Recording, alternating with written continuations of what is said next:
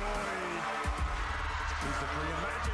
Holy cow, feel good. We feel pretty confident, 3-0, so we try to keep this momentum going. We're here to win the whole tournament and just got to take it game by game. It's going to be tough. It'll be a dogfight, but we'll get it done.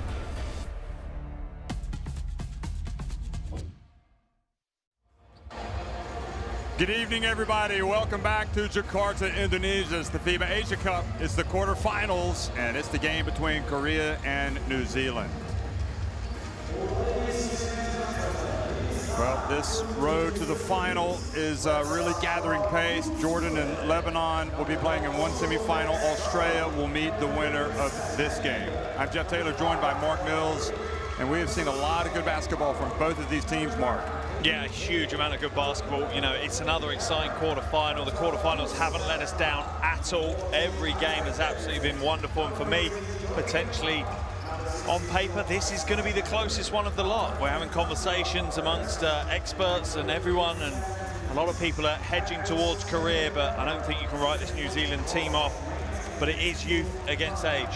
You know, that's the way you've got to look at this. Average age in New Zealand is 23. Average age of the Korean roster is 28. And particularly for me, the concern I would have with New Zealand is that inexperience in the backcourt. You know, they don't have that veteran leader in the backcourt. Most of their veterans are front court players. So I wonder how that's going to play out. For Korea, the key for them is going to be about rebounding, which is strange as we see Raguna come out onto the floor. He's a bit of a beast on the boards. But if they can control the rebounding side of this game, I think that Korea will come away with the win. Well, for the fan voting anyway, in the MVP race that you can get to by going to FIBA.basketball/Asia Cup/2022, Flynn Cameron is the representative from New Zealand, so Tall Blacks fans might want to go there to cast a vote for him. We'll talk more about that in a minute after the national anthems.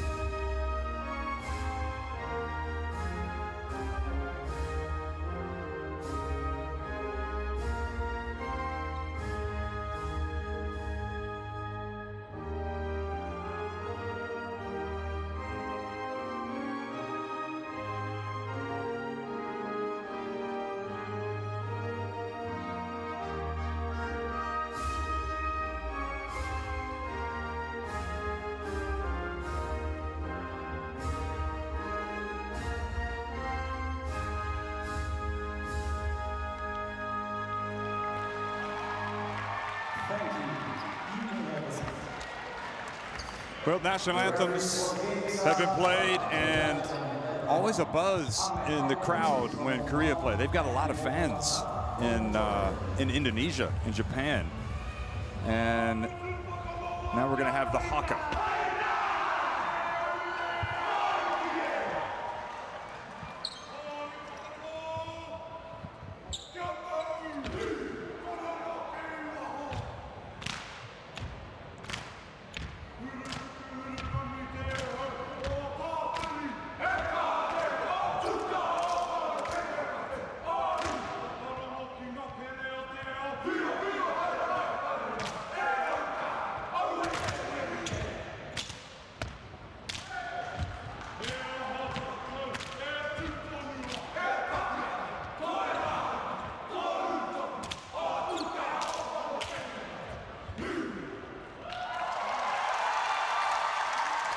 World famous Haka. You don't want to mess with that. New Zealand, Korea getting ready to get it on here with a spot in the semifinals on the line at the FIBA Asia Cup. And yeah, you talk about a competitive spirit. That really gets the juices flowing, doesn't it, for New Zealand? It happens every time. And Korea, well, how are they going to respond after having a few days off since they didn't have to go through the qualification for the quarterfinal? And the start's going to be key for them. You know, New Zealand, that's where youth will come in. They'll come out with loads of energy, no fear, led by that man there, Flynn Cameron. He certainly had a breakout tournament. He's been one of the highlight players, but across the board, New Zealand have put in some big performances. They had a bit of a wake-up call against Lebanon, but I think they learned from that. Well, there are the three gentlemen that'll be refereeing tonight's game. Rabah Nujaim, Ahmed Al-Balushi, and Mohammed Fauzi Taha from Lebanon, Oman, and Jordan. Usually the camera goes to them. This time it's going away from them. Just mixing it up, keeping on your it's the remote camera. That's what it is. Yeah, you can see it's off the court there, yeah. New Zealand starting with Flynn Cameron, Cruz Piro Hunt, Toei Smith-Milner, the captain, and then Tucky Farrenson, Sam Timmins. Smith-Milner and Timmins played against Korea a few years ago, 2017 FIBA Asia Cup. Darling Menenga. Darling probably not playing tonight because of his knee. Britt, Murray, Kyle, Davidson, and Hunt coming off the bench. This is a New Zealand team that goes deep. Everybody's going to play. Pero Cameron, the legendary New Zealand Tall Black, the head coach, and of course getting the chance to play one of his basketball playing kids tonight, Flynn Cameron, who has been better than advertised, I think. Choi Jong-yong, Kim Jong-koo, Ra Guna, Lee Dash Dasong, and Song Kyo-chang in the starting five for Korea. And then you can see the list of players on the bench. Hyo Lee, although you were noticing that one of the Hyos wasn't here. Yang Lee coming off the bench. So it's going to be interesting if they are shorthanded in the backcourt, Korea, for whatever reason, shorthanded or missing somebody. Coach Chu might find this game a little bit harder. But they did beat New Zealand in, you know, different teams, obviously, some of the same players, but they beat them in Lebanon in the third place game back in 2017. And we met them twice, beat them both times in that tournament by 9 and then by 1, but like you say, completely different rosters. It looks like the player missing for Korea is Hyo Hoon, and that is a huge loss. For me, he's a really go-to player, averaging almost 10 points a game, but more importantly, 5 assists. He's fourth in the tournament for assists, and he really is the guy that pulls all the strings on the offensive end for Korea. So if he is a miss, then that really opens the door for New Zealand and makes this an even closer game now than it was already. I don't even see him on the bench. No, which makes you maybe believe that potentially there's a COVID situation there. You don't know. Maybe he picked up an injury. You just don't know. Or maybe he just doesn't feel well. Potentially. You never know. Yeah. But he is a big loss. If he's not on the bench, that is a big loss. It actually looks like semifinals, by the way, will play it on Saturday. So you got today, tomorrow, and then if he's not here and available, he could play Saturday. And it actually looks like they're down to a 10-man rotation, actually. There's like 2 players missing. We're just trying to work out at the moment who it is. Because they're all listed on the roster. So it could be a little bit of window of opportunity opening for the Tall Blacks. I mean, maybe they don't need that window of opportunity. They've been playing well, the Tall Blacks. Lost to Lebanon, but since that point, they have been on a roll.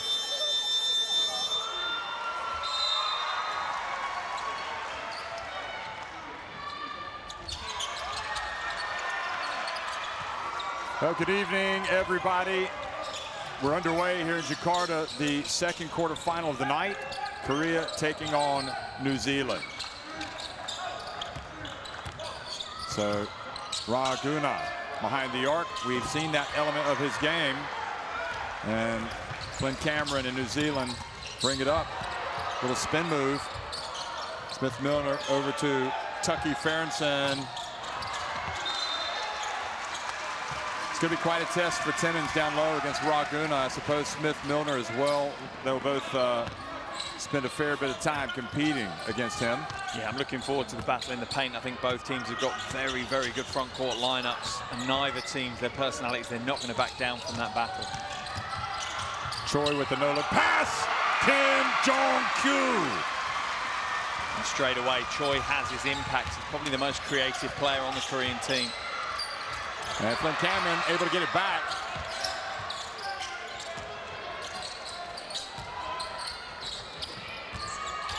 Cruz Piro Hunt has it knocked away. And here comes Dash, the captain.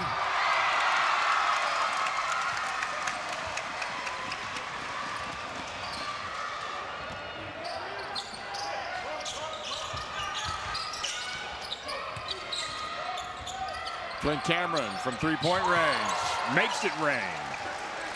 Yeah, and for me, he's the player that stepped out in this tournament. He really has taken on that senior leadership role at such a young age, just 22 years old, and he has stepped up. He says his decision to transfer from DePaul University to UC Riverside, especially with the coaches there, has made a huge difference for him. Kim Jong-kyu misses. Timmons to Cameron, up to Tucky Farrenson. Farrenson looks to go baseline, has tied up by Song, turns it over.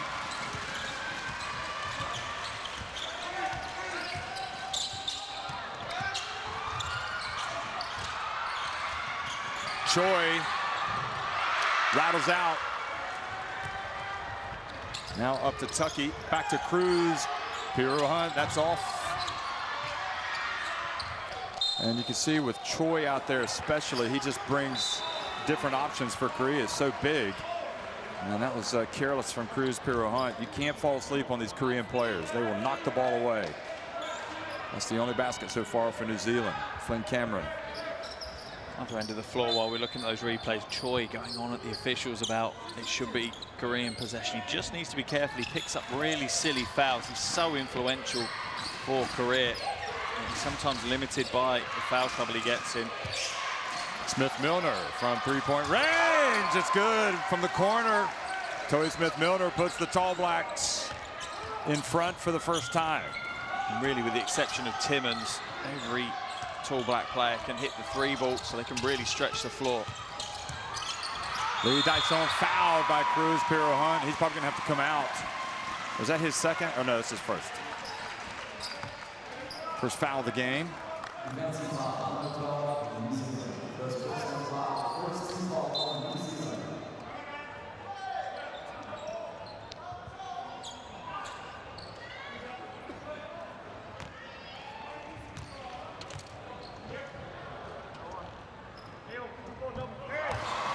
He makes the first. He's third on the team in assists. Second in scoring. 12 points per game. The captain. He's been one of the consistent forces for Korea through the tournament. And Coach Chu can lean on him. He knocks it up at 6 apiece. Smith-Milner probing. Now he faces a double team, gets it to Timmons. Tucky Farrenson gets blocked by Choi. And that's just poor positioning by Farrenson. He should have already been on the wing. He should have already been positioned outside the three-point line. You're just not going to get time to reset your feet at this level. Raguna at the stripe. You'd almost rather him shoot that if you're New Zealand, as far away as possible. And Cruz Piro Hunt. Tucky knocks it out to Cameron. Cruz Piro Hunt thought about it. Drives in, lays it up, and still can't get it to drop. He gets it back again. He's going to shoot this wide open three. Still can't get it to drop. But Timmons hustles and knocks it back to Flynn Cameron. And this was always the concern coming into this game. New Zealand crashed the board so hard. Tucky Farrenson, leading scorer for New Zealand. Tay Murray getting off the bench. Here's Cameron again. He is big time. Flynn Cameron.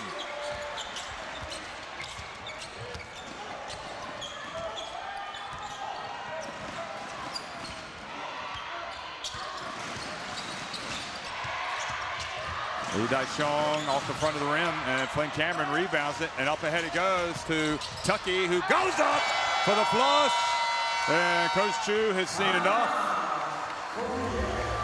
New Zealand out of the gates fast, leading it 11-6.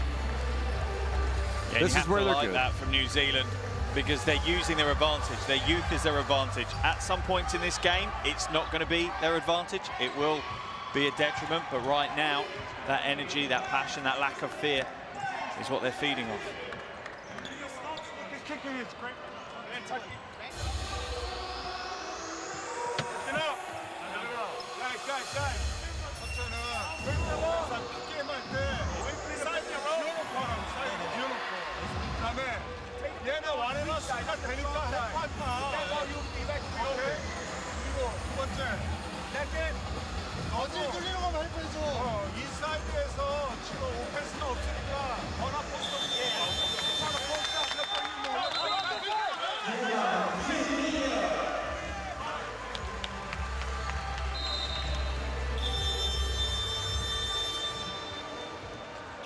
So this is Tucky Ferguson getting his shot blocked by Choi.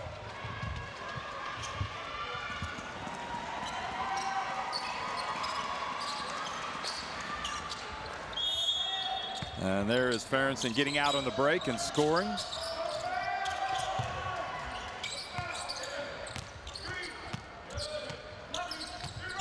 So out of the timeout, let's see how Korea respond. Taylor Britt in the game. Jordan Hunt, Tane Murray. And the shot is blocked. And Taylor Britt trying to get it before it goes out of bounds. And so far, Timmins has played really good defense about Raguna.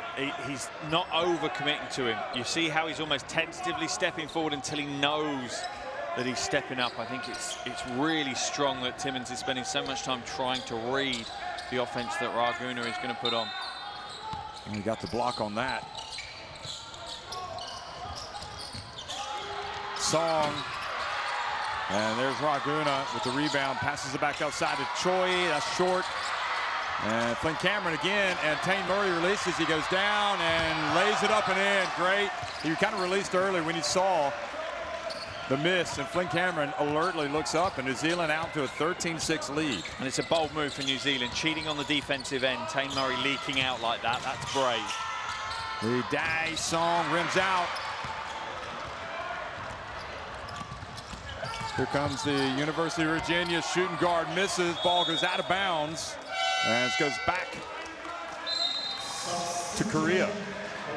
And I think Tane Murray's got a lot of confidence from that last game. He's had a bit of a turbulent tournament so far, but that last game, he really started to step up and show what he's got. You know, we were a little bit worried that maybe this isn't the best that we've seen from him, but he's improving as the games go on.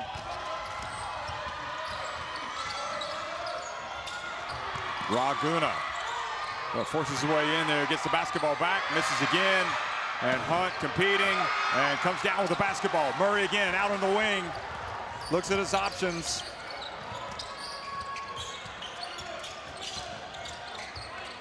Hunt from the right corner. The Tall Blacks have started out on fire. And it's both ends as well, limiting to Korea to just 6 points in 5.5 minutes. Korea averaging 86 points a game, so offensively they have looked strong. I wonder how much of a loss Heo Hoon is. Choi hands it off. Jongkoo gets blocked by Timmins, who has the ball. New Zealand, and Timmins tried to get it out with Hunt breaking, but threw it out of bounds.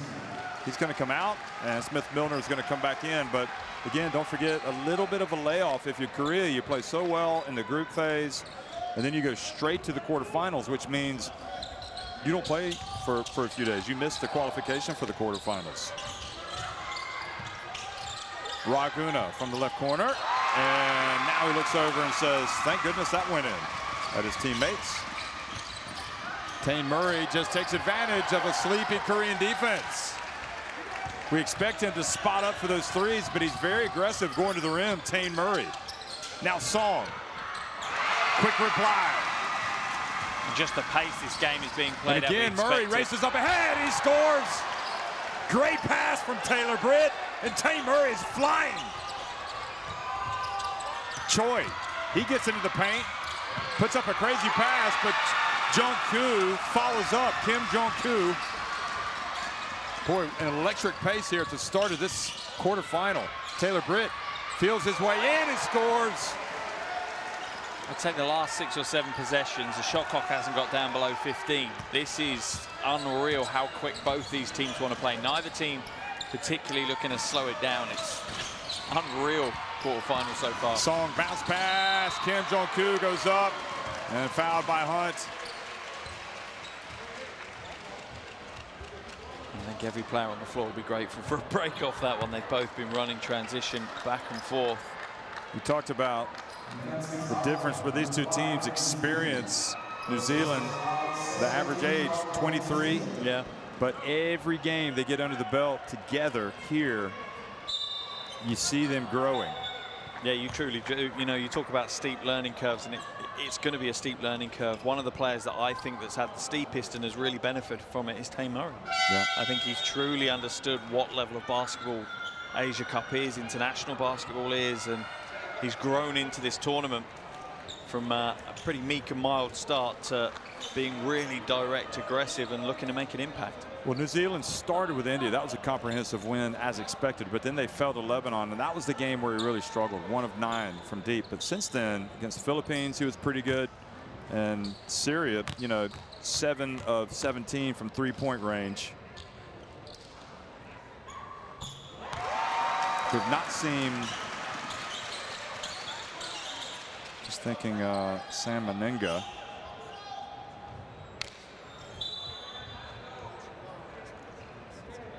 So yeah, we haven't seen Sam Meninga. He wasn't feeling great tonight. And his college coach at Davidson College, Matt McKillop, has come over to watch. He might not get to see him play tonight. That'd be about right, wouldn't it? I don't think that New Zealand will go through this game without having to bring Meninga on the floor, though. I think he's been impressive. He gives them a very different look. And I've never found a tall black or anyone from New Zealand that won't fight through a little bit of illness or a little bit of sore pain. Or I think we'll see him on the floor later if they need him. He actually has a, here we go, Taylor Britt. And the ball goes out of bounds off of Hunt. Yeah, that pass from Britt was in between 2 players, between Davidson and Hunt. Britt didn't make a decision. Was it going to the corner or was it going to the wing? Lee Woo-suk getting into the game earlier than normal tonight without Hyo Hoon available for Korea.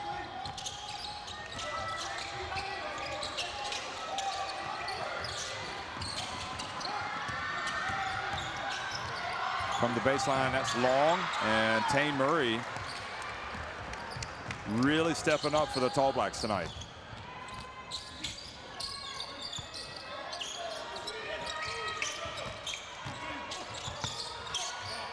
Smith-Milner from deep, another one! El Capitan strokes it.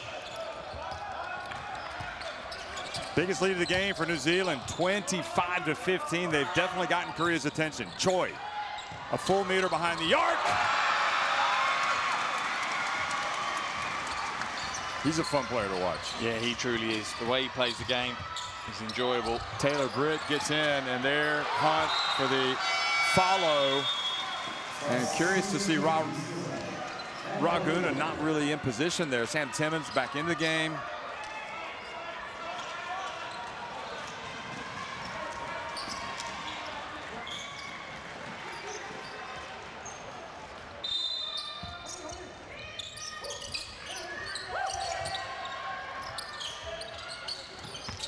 Taine Murray again goes baseline, and this time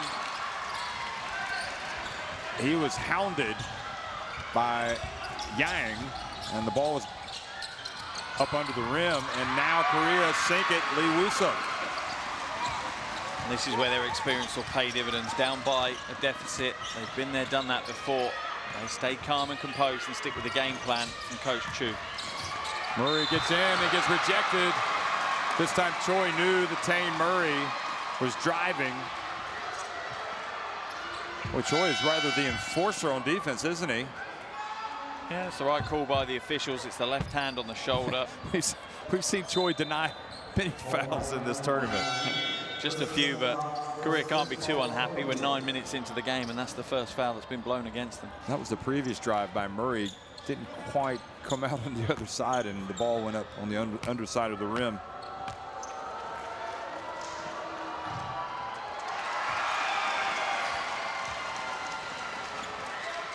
First free throw of the game for New Zealand. They've missed. Korea so far 4 of 4 at the charity stripe.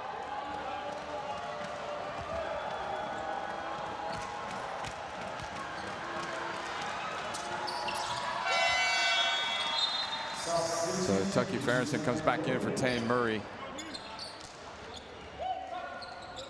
And the lead goes back to 6.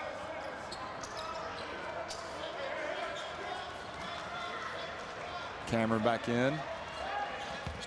Got Isaac Davidson in the game. With Smith, Milner, and Timmons.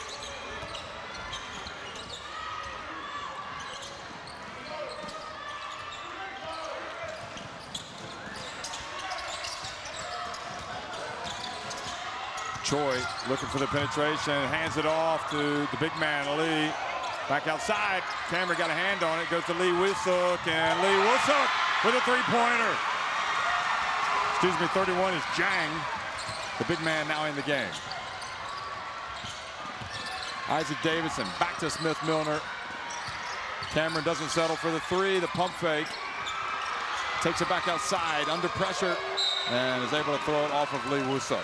7 on the shot clock. And you have to love the way that Korea are scrambling. They're help down defense. So in that situation, Cameron getting in down low, and before you know it, the double team's down. And it's not just a flash, it's not a show on that double team. It's a true double team until they win possession.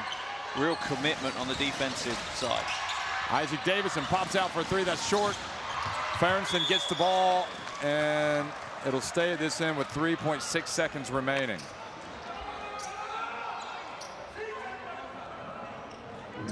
It'll reset out to 14 now.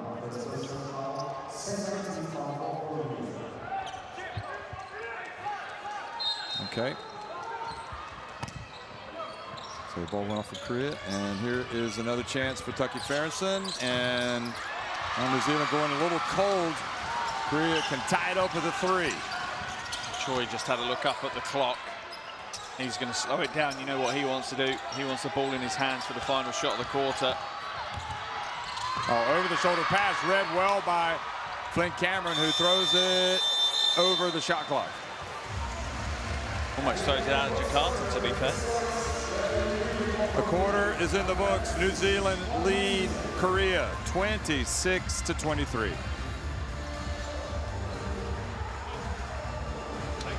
As we expected, it's been a close game.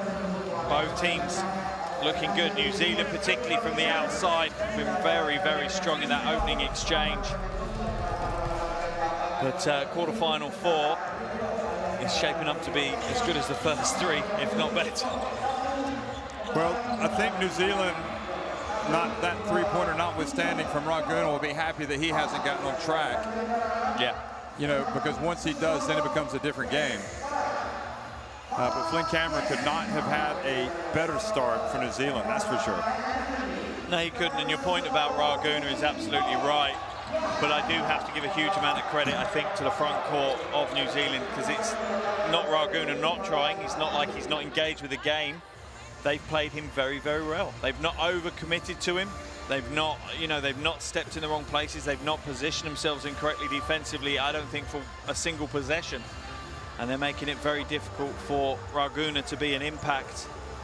And with the absences for Korea, this game is wide open, and you feel like New Zealand really have self-belief. This young team have a lot of self-belief in themselves as individual players, particularly Flint Cameron. But as a team, you're right, they're growing. They're coming together as the games progress. They look more and more joined up as a unit. Get the courtside 1891 app in your smartphone. Stream, schedule, scores. Download the app with that barcode. It is a fantastic resource, fantastic app.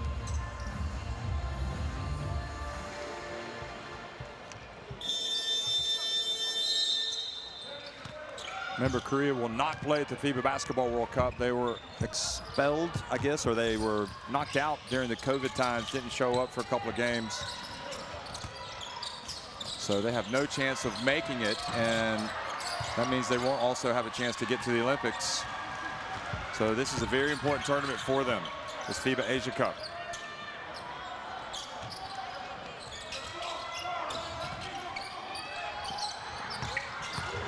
Ooh. Yang gets inside, goes off the glass. Timmons called for a push on Ra, aka Ricardo Ratcliffe.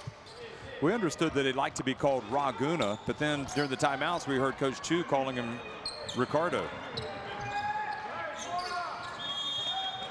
Maybe they just can't get out of the habit. This Timmons battle against Ra, though, is really boiling up nicely.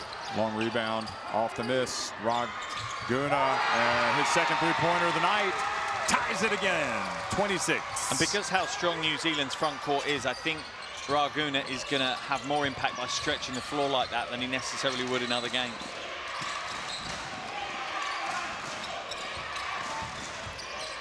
Smith-Milner, that's short.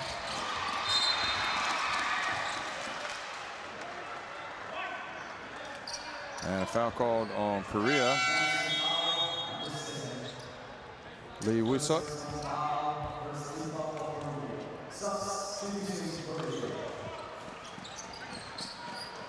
So going out is Yang. Song back into the game. Flynn Cameron, the lob! Sam I Am Timmons.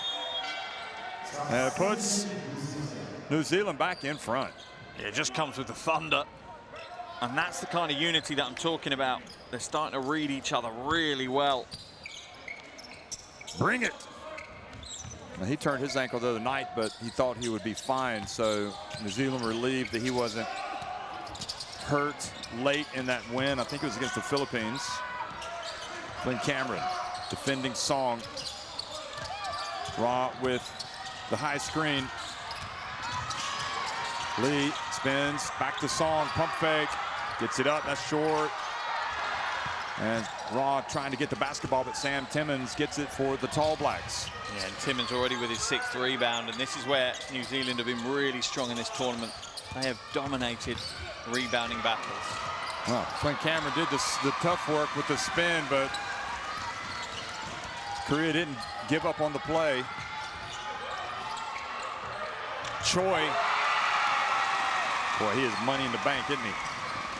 Yeah, he truly is, and he plays the game in such a unique way. He is a joy to watch. And if he doesn't have a chewing gum sponsor, he will after this tournament. Could be bubblegum. There is Smith-Milner, rims out. Now that would be a great video of him throwing it down whilst blowing a bubble. Three-point attempt.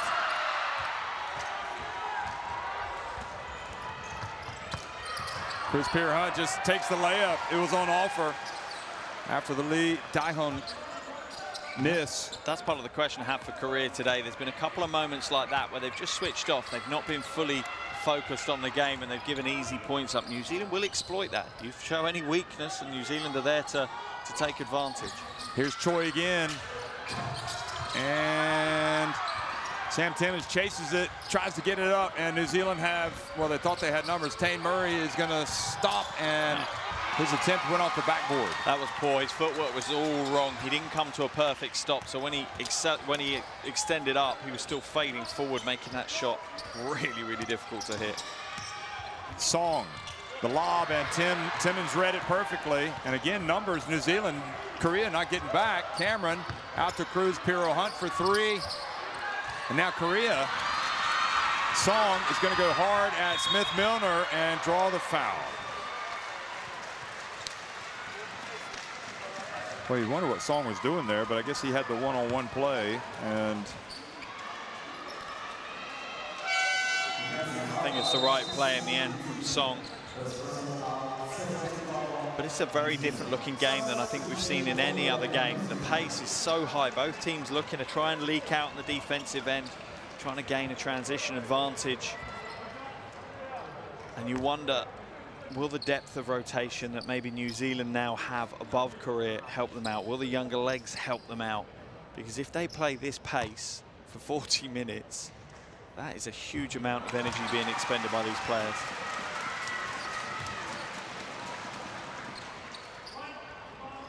The last time and the only time that Korea have won the FIBA Asia Cup, 1997 in Saudi Arabia. It's a good year. I was on my way to university. Yeah, that's right. Yeah. That was a good year. It's like a fine wine as you look back on that. He's such a young guy. Hunt, he's hit a three tonight. And he had plenty of time, follows up the miss and puts it up and in. And at the moment, if you were giving some grades for Raguna and Sam Timmins, Timmins is certainly going to get the higher grade. He is dominating that battle between those two. Song goes hard. Hunt with the rebound. Song slow to get up. Taylor Britt has it. He's going to go ahead and put it up. And Korea with Choi coming up. And the charge has been called on Choi. No joy for Choi. That's number 2. Yeah, that's the right call. That's a great stand. Perfectly read by Piero Hunt. He knew that Choi was out of control. Choi plays like that offensively. Doesn't necessarily have full control. Piero Hunt takes the stand. And Choi, as we said, gets in foul trouble pretty often. His style of play leads to that. He can't really afford to pick up another foul in this half. Short-handed Korea need him on the floor for as many minutes as they can get. Good foul from behind by the captain Lee.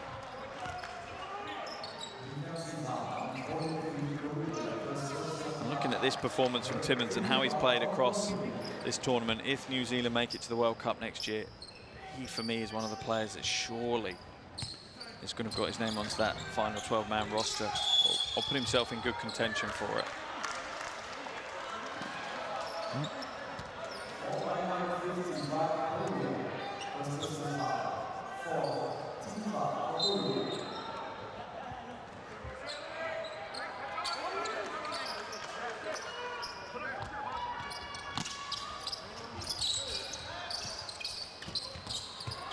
Taylor Britt.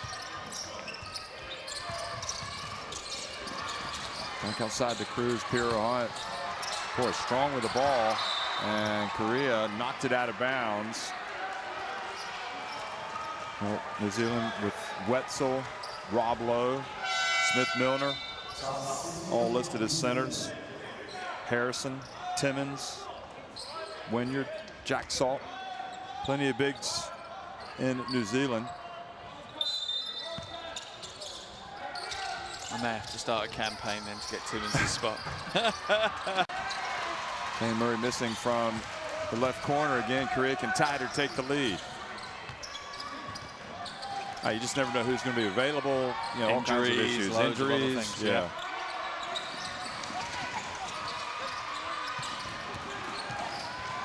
Laguna getting inside. Boy, he was not going to be denied on that one. And you can see that's part of the frustration he's had in that first half, just going straight at Timmins, and that's what he needs to do. He needs to be more aggressive. Boy, Britt got there for the reverse layup, didn't make it, but the ball, fortunately for New Zealand, knocked out of bounds. And that's what he needs to be, more direct. Just go straight at Timmins and try and draw some body contact. That's where he's going to get most joy. But looking at this Korea roster now, they've gone through their 10 players, so it's clear that the 2 players missing are Hyo-un and Hyo-hoon. You have to look at that. They combine for over 40 minutes a game and nearly 20 points a game so far in this tournament across the first 3 games. That is a big hole that Korea will need to fill in this matchup.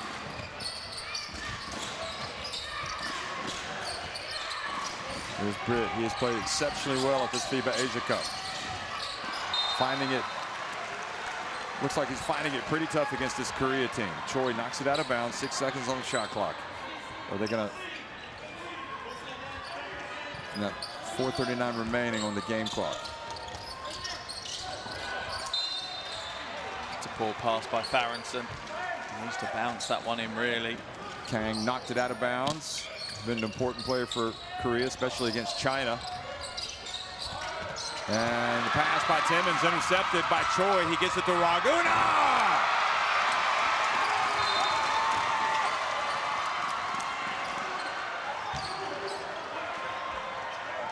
Look at this. No stopping that.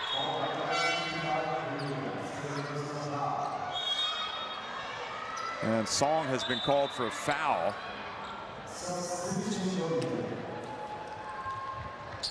So Korea with the lead at long last, 4.5 minutes into the second, 4.5 minutes remaining in the first half. Taine Murray at the free throw line.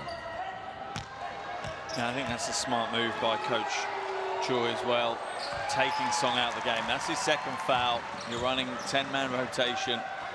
You really can't afford to pick up any more. I'm amazed that he's kept Choi on the floor, if I'm honest, but it also kind of shows you how integral everything Choi is to everything the Korea are doing. Taine Murray ties it up.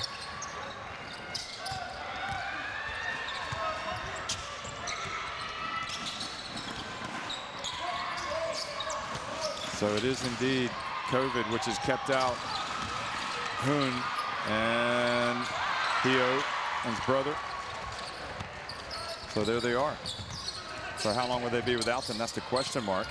Here's Hunt and Timmons.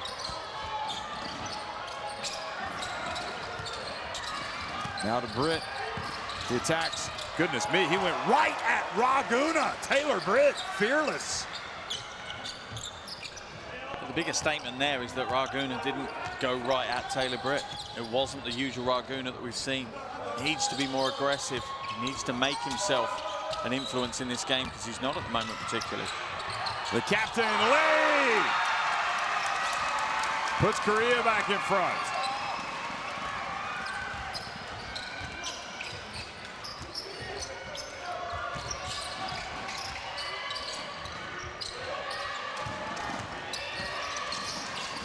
Britt almost losing it. Lee looking to chase it. The ball, and now Korea have numbers 5-on-1, and Hunt is able to block it incredibly. The ball stays out. Incredible. And then Raguna still can't get it to go. It's still, I can't believe it. I've never seen anything like it in my entire career.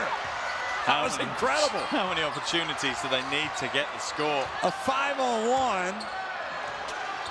And about Raguna's shooting percentage just dropped considerably with that trip. And here he gets the block. Tucky Farrington answers with a three. Talk about a 5-point swing. And New Zealand back up by 2. And that compounds the situation for Korea massively. You know, missing those easy opportunities. And on a 5-on-1 break, it's very rare that the guy with the ball leading the break should be the player scoring. They should have spread the floor, created lanes that one player couldn't defend.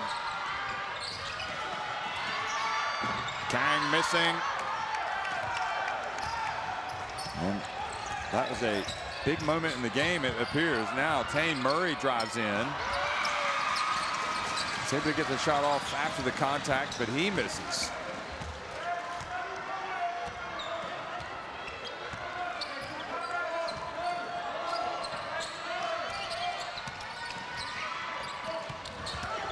Good defense from Murray.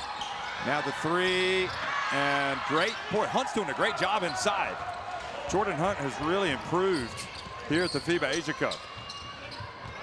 That was great defense by Taine Murray as well. He's feeling the worst for it now, but that was good footwork. Taylor Britt gets in, tough shot, almost. And now Choi gets it on the run, throws it up ahead to Kang. Choi is just always looking up. Tucky, and now Tucky has it taken away by Lee.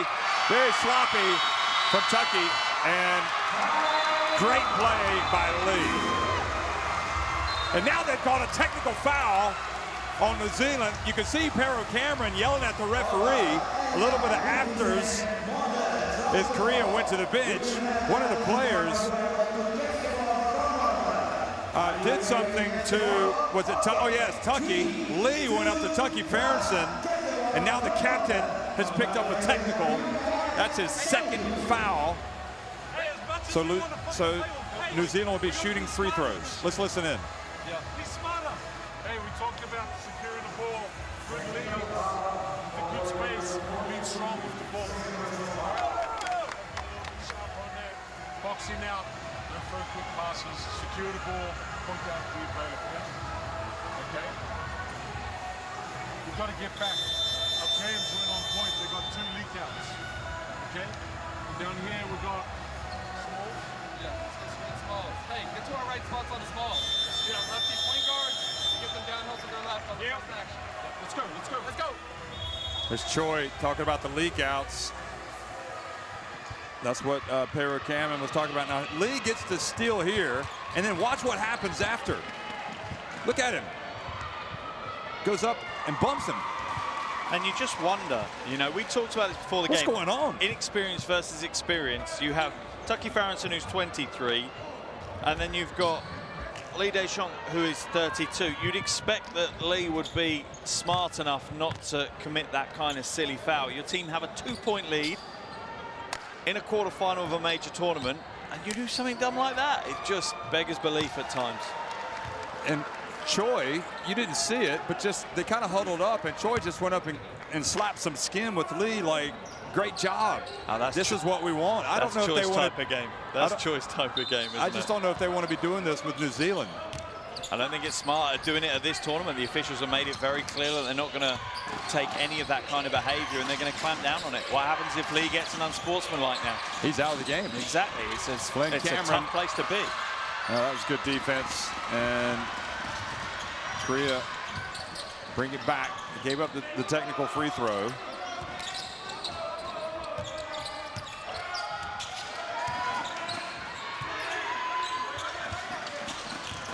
Rock surrounded Choi for 3. Wow. He loves it. He loves the heat of battle. Flynn Cameron left open. Cruz Piro Hunt gets it back. Benefit of the long rebound off the missed 3. Right in the final minute here. Flynn Cameron steps back again. And another opportunity for New Zealand. Flynn Cameron has a beautiful handle. He really does. It's so smooth. Creates space so easily. Oh, they read it. They telegraphed it. Lee Wusa goes in. And Korea take the lead by a lot. 46-40. Very poor finish to the first half for New Zealand. And the steal and layup give Korea a 46-40 lead at the break.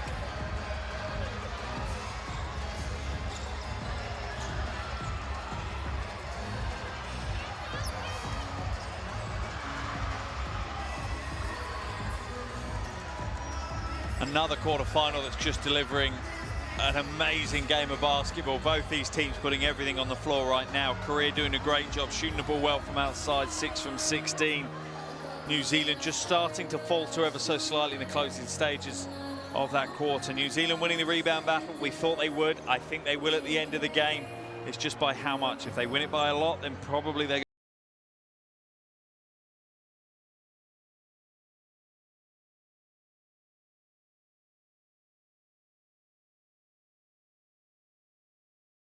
happiest at the half. Korea 11 points off turnovers, none for New Zealand. Best plays in the first half, well, that lob certainly was one of them.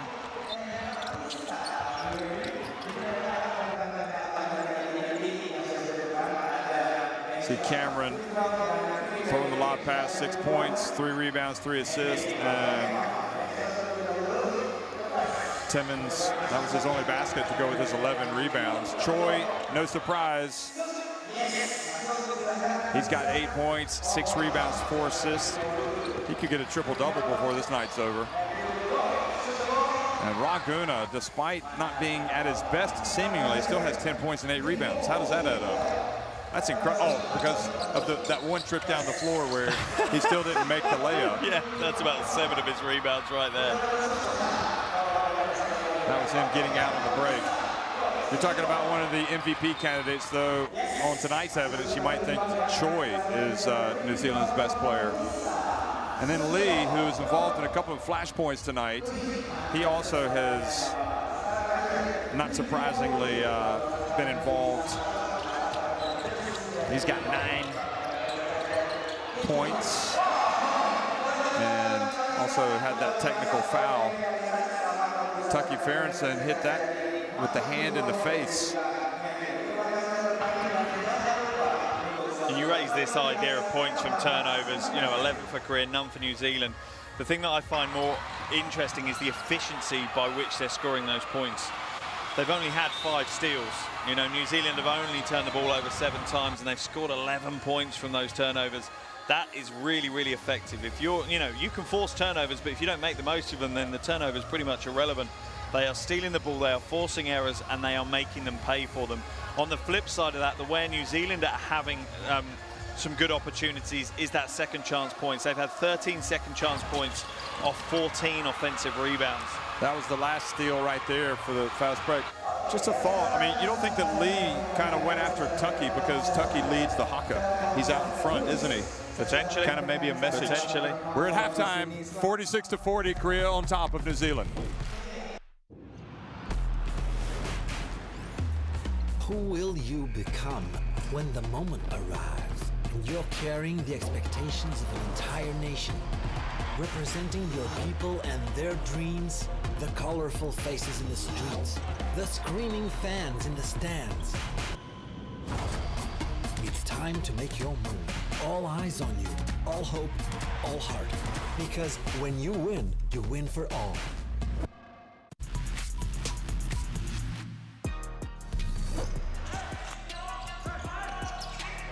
Kiambao, what a slick pass that was from number 28. And that is great team offense. Kiambao just looking for the backdoor cut from Aram, and Aram timing it perfectly.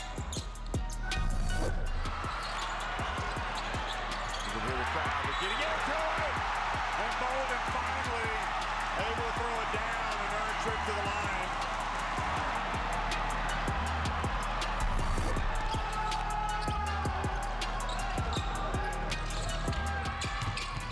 Abu Hawass, what a sensational finish!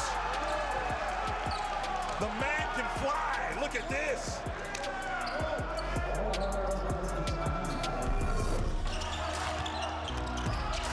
Look at Wild step back, and he gets in, and the runner, Wild Arachi, has taken over the game. Just give him the ball and let him win you the game. That's how it feels with Arachi in Lebanon.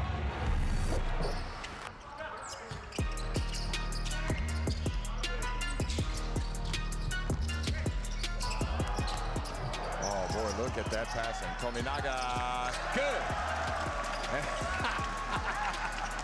Showing the three-point side.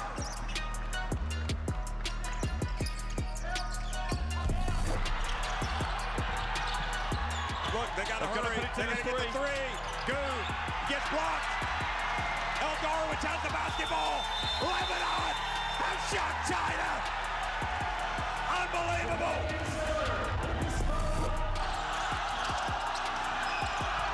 Arledge gets swatted by Joe T. What a tremendous block that was by Joe Chi. Coming up on the 1-minute mark here. And now Dwyer goes in, and boy does he put the Saudi on the poster. You feel kind of bad for Al-Hawsawi, maybe a bit naive. He'll be having nightmares for weeks on that one. Guess that's not to pick up a third foul. Freddie, he was going in for a dunk. That's great defense leading to fast break offense. The 2-point game, Zenabos. It might be a 3 anyway. Abraham! Oh! I don't believe you are kidding! You cannot believe it! It is stunning! Stunning saves into Jakarta! Freddie Abraham! Steady Freddie! Has finally stood up to be counted! They have knocked Chinese Taipei out! Incredible!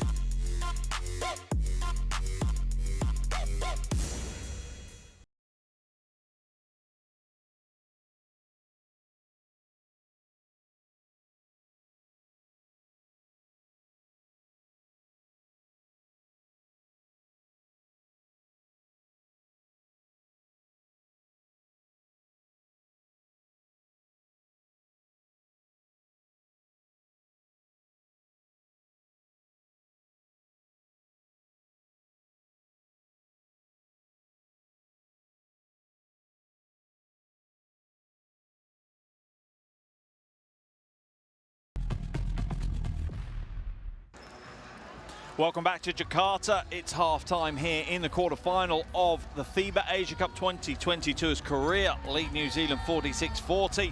For New Zealand, leading the way offensively is Tane Murray. He's looked impressive as he's grown into this tournament. He has 9 points, shooting 3 from 7 from the field. Alongside that, he also has 3 rebounds as well. The New Zealand trail by 6 at the half. The moments in that first half where they've really imposed themselves and limited some of the key Korea offensive threats whilst creating plenty themselves. As for Korea, the other end of the floor, no real surprises. Who's leading their scoring? Raguna has 10 points at the half alongside 9 rebounds. The rebounds slightly misleading as about 4 of them came from one possession where he kept missing putbacks. Also has 3 blocks though, so not only getting it done offensively, but putting in a shift on the defensive side of things as well. Has played almost 19 minutes though, so it'll be interesting to see how that affects him. Choi played all 20 minutes in that first half, so Korea slightly short-handed with the absence of Hyo Eung and Hyo Hoon due to COVID isolation. I'm keen to see how that plays out though, as the Korean roster will suffer fatigue. Well, not only that, if they win, what does that mean for their semifinal? Well, I was trying to think through it, and I think depending on what the limits are, I think it's going to be at least a week, isn't it? And I can't see how it's not going to put them out of the entire tournament, if I'm honest. You know, depending on what the isolation situation is and whether that number of days changes, or that could potentially be the end of the tournament for them, and that really puts a strain on this Korean roster now if they make it through. Yeah, I think we saw Korea raise their game at the end of that second quarter, and even without them, they're going to be a big test. And also what we saw was Pedro Cameron talking to Flynn Cameron. Well, I don't know if he was talking to him, but he certainly held him up in the corner, almost as if to say, "What are you doing?" I think, did he throw that pass, that turnover right at the end, or was it something about, he wasn't happy about something? Yeah, Flynn was trying to head straight back to the locker room, and then he took a violent veer to the right to go and see his dad/coach in the corner of the court to have a conversation about some of the plays that he's been involved in. But Coach Chu will be happy, relatively happy with that first half performance. The only concern I have is that I'm not sure whether Korea are just tipping over on the emotional side of things. A couple of phases of play that could put them in trouble. You know, you've got Lee Dae-shun picking up that technical foul. That puts him on the edge now, and unsportsmanlike or another technical, and that's him out of the game, and that would be pretty much their 3 leading guards not in the quarterfinal. So New Zealand also shorthanded because they don't have Max Darling, who has a knee injury, and they also don't have, well, it appears they don't have Sam Meninga tonight because he hasn't played. Maybe he will come in the second half, depending on the situation. To be honest, looking at him now, he looks a little ropey. He looks a bit pale or something. He doesn't look quite with it, does he? Interestingly as well, Max Darling's been here for every game, even though he got injured relatively early on. He's not here tonight, so I'm making a presumption that he's headed home to start the rehab on that injury. Yes, difficult to say, unless he's hiding somewhere. He's not the easiest person to hide, I wouldn't say, Max Darling. Max Darling, Canterbury Rams. We've talked about him before, thanks to Mike Lacey, the great stat man in New Zealand. Turned pro when he was 17, Max. Currently plays for Canterbury Rams in New Zealand. Also played in Romania with Neptune Constanta and Illawarra Hawks in the Australian NBL. I mean, that was a big loss for them. Hey, small sides. All right, Cruz coming out of the corner, going to your right. All right, easy. Cool. So Tucky's here? No, Tucky's here. Tucky's here. Small side. Glenn. Tucky. All right, get over there, get into the...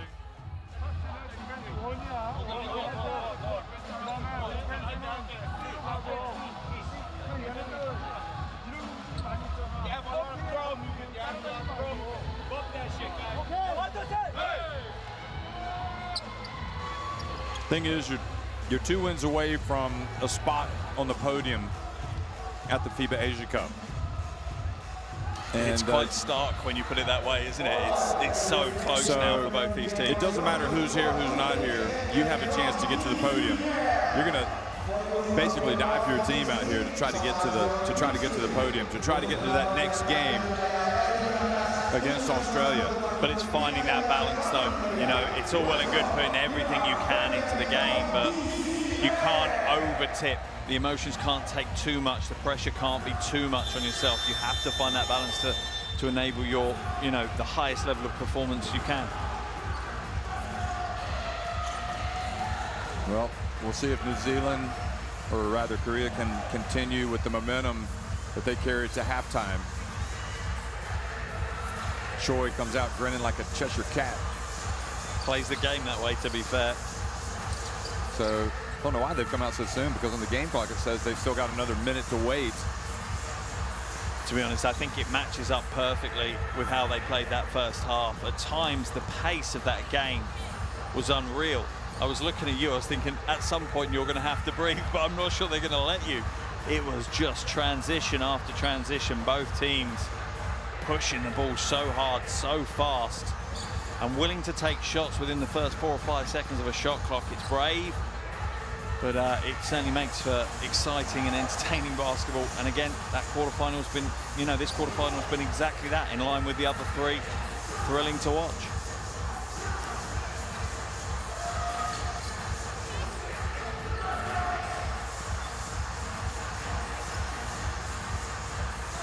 Pero Cameron has been in the battles for New Zealand over the years, both as a player and as a coach.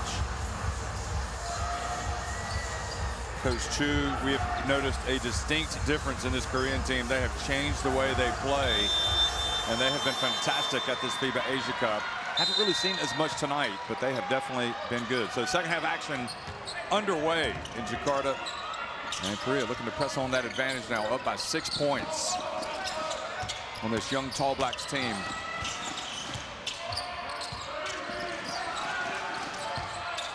Laguna passes it back outside.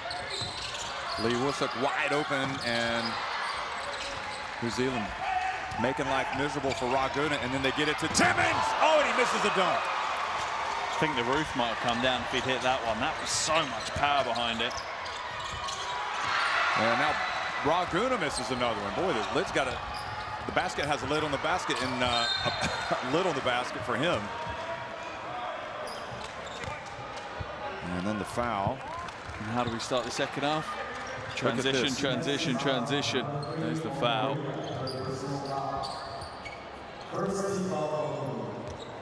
Both teams won't back down from the pace of the game. Neither of them trying to slow it down and take their time. Just want to get out and run.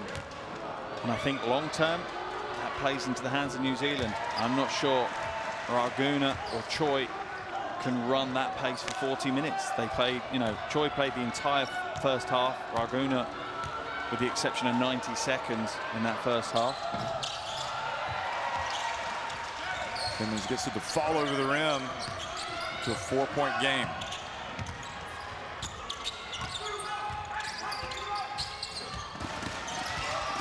Lee gets into the lane and puts it up. Playing very well. Glenn Cameron drives in. Oh, doesn't get the spin right, but they stay after it with Tall Blacks. And Tucky. And another rebound for New Zealand.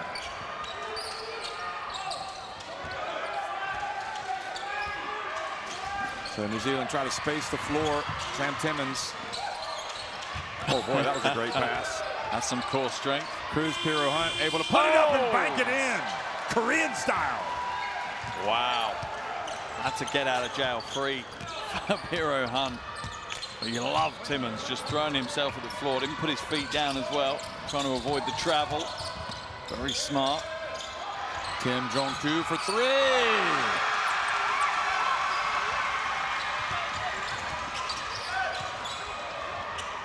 Smith-Milner for three. Long.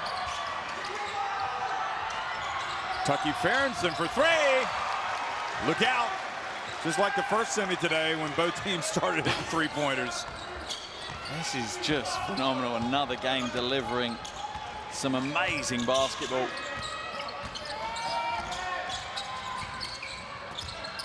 Choi, that looks good. It is! I don't know what that celebration was from Choi. I think he is entertainer first, player second. I think you might be right. Then Cameron fouled by Lee. That's number 3. Now it's been teed up. Unbelievable.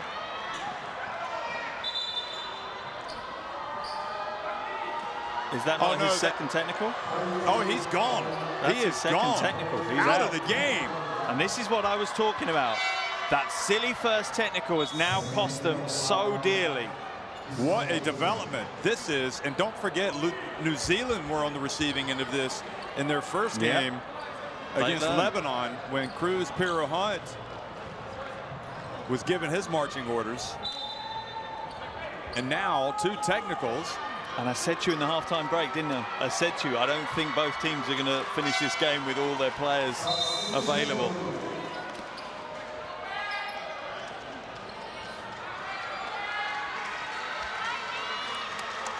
And Choi at the moment already short of Heo Ung and Heo Hoon. Now they lose their captain, Lee. Choi is being quite smart right now because he wants to say a lot.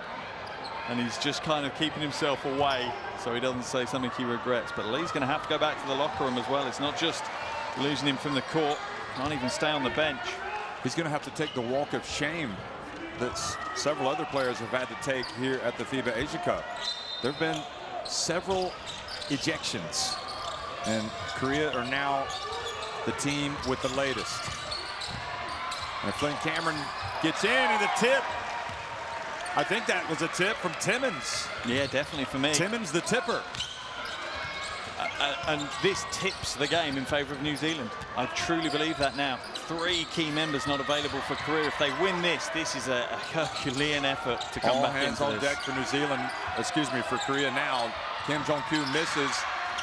And much like China when they had the win lost in their sails, and now Cameron puts it up and in, and it's a 1-point game. Remember, China were up 14 on Bahrain, and they had 2 ejections, Sun Mingwei and Zhao Rui. And the next thing you know, Bahrain came back and they led them with 6 seconds left and almost knocked China out. And then China got a late basket. Here is the backdoor cut, and Song scores. And it's key for Korea now for them just to take some stability, find some composure. Oh boy, Cruz Piro Hunt missed everything. Nowhere near with that one. But for Korea, I'd almost try and slow the game down just for a minute or so, just to kind of catch their breath, work out what the new structure is, and get over the disappointment of losing a player to being thrown out.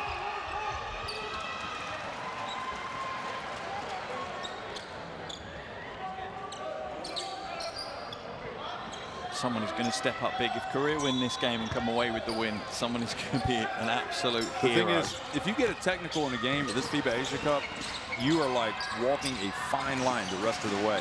That has been proved time and time again. You say nothing, you do nothing. You steer clear of the officials in every way you can. Ooh. Shot clock winding down, and Cruz Piro Hunt called for the block.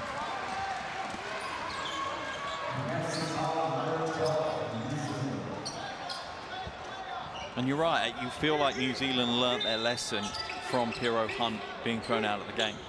You know, it feels different. They've not questioned officials. They're not looking at the officials. They're just trying to get on with the game.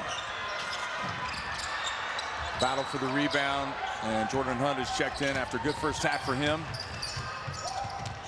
He comes in and spells Timmons. Big shoes to fill, both literally and figuratively.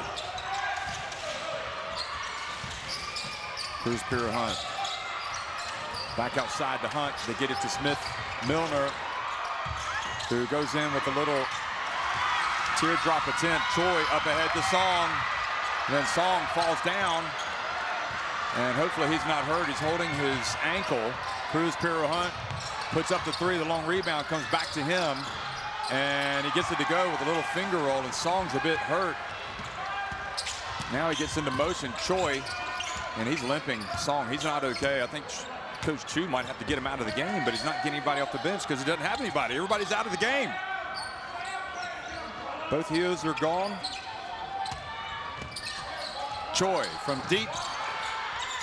And Tane Murray, the long rebound. Boy, he's in a hurry, Murray, and he doesn't need to be. And timeout. Korea lead it by 1. That's a smart timeout from Coach Chu. Without this timeout, I think his team are looking a little lost right now. They need to regain some composure and find another new way. They were on plan B with the losses they had heading into the game. They're now going to have to move to plan C as Lee Dae-sung has been tossed out of the game on 2 technical fouls. And there's some minor role players that are now going to be asked to step up and produce a big performance here in the second half of the quarterfinal. Try like that, try like that. Haka, move. 준영이가 가고 있고 저희 안타 치고 나가서 바로 여기서 더 스크린하고 번화가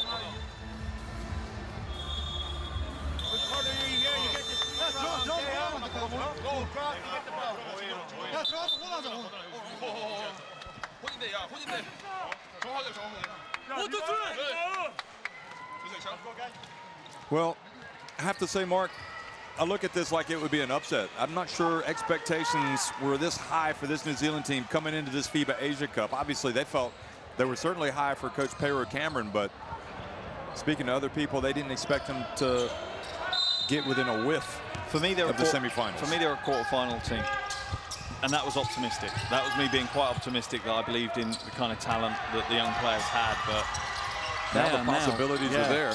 Huge. They could walk away with a medal. What a start to their young careers. Raguna just takes over down low against Jordan Hunt. Just goes right at him. And that's not a matchup that New Zealand want. Here's Flynn Cameron. Both point guards on the floor for New Zealand right now. Britt and Cameron. Tane Murray.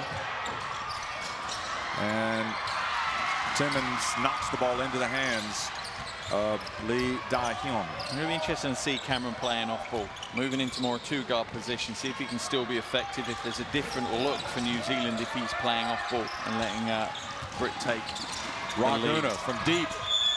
And that push on Lee from behind on Jordan Hunt. And Korea just, Raguna does not look happy. They are a team just trying to get to the finish line tonight. That was the push. Yeah, they really are. That young fan's happy. He is. This is a big test for this Korean team. And in this situation, they've got to come together. If you start seeing them fracturing and, you know, moaning at each other, that's a big concern if I'm Coach Chu. They've got to come together as a unit. Taylor Britt opportunistically goes in. He saw Raguna kind of sag a little bit, kind of pull away, and then he went right at him. And back to a one-point game. Dire straits for Korea. They need to find a way. Lee Wusuk, cross court. Choi for three. Jordan Hunt knocks it over to Isaac Davidson. Here come the Tall Blacks. Oh, and the ball goes off of Murray's foot.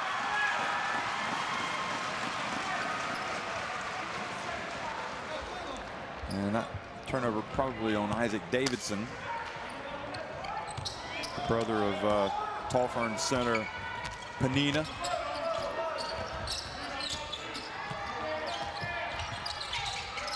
Ooh. Choi, mid-range, foul, shooting the jumper. Foul on Tane Murray. Now looking at the roster that Korea have left to go through, it's down to Choi and Raguna to be the leaders, both emotionally, which is a big ask for Choi because he plays very emotionally already.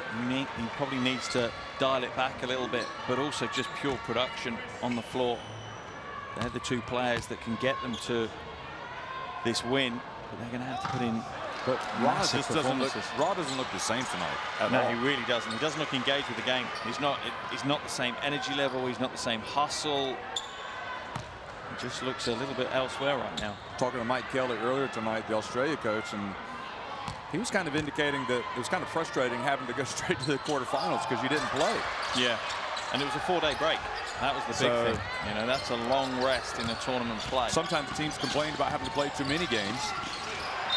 Boy, that is 2 bad turnovers in a row for New Zealand. They've got a real opportunity right now, but they're still trailing by a point to Korea.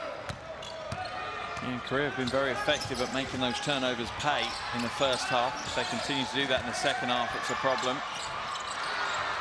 And their shots don't look on either. And Britt looks injured now as well. He's not looking too happy with his left foot. Isaac Davidson.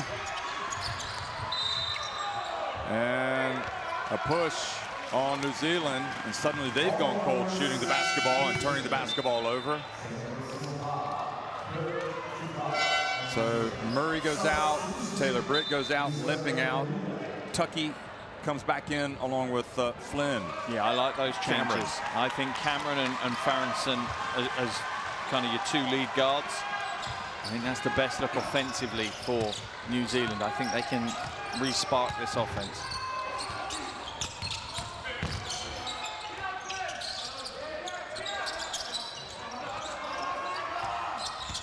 Song from deep. Oh boy, that almost banked in.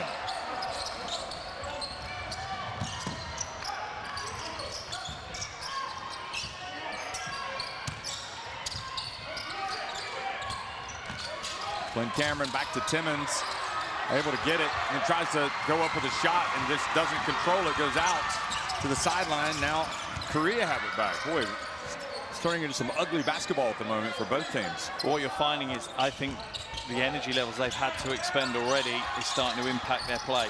Kang bangs it in. Yeah, you were talking about that earlier. You know, increased rate of turnovers. The game's starting to slow down a little bit now. A lot more mistakes on the floor. It's just a big symptom of players starting to feel the pace of the first half. When Cameron puts it up from deep. New Zealand have not scored in some time. And the ball goes out of bounds.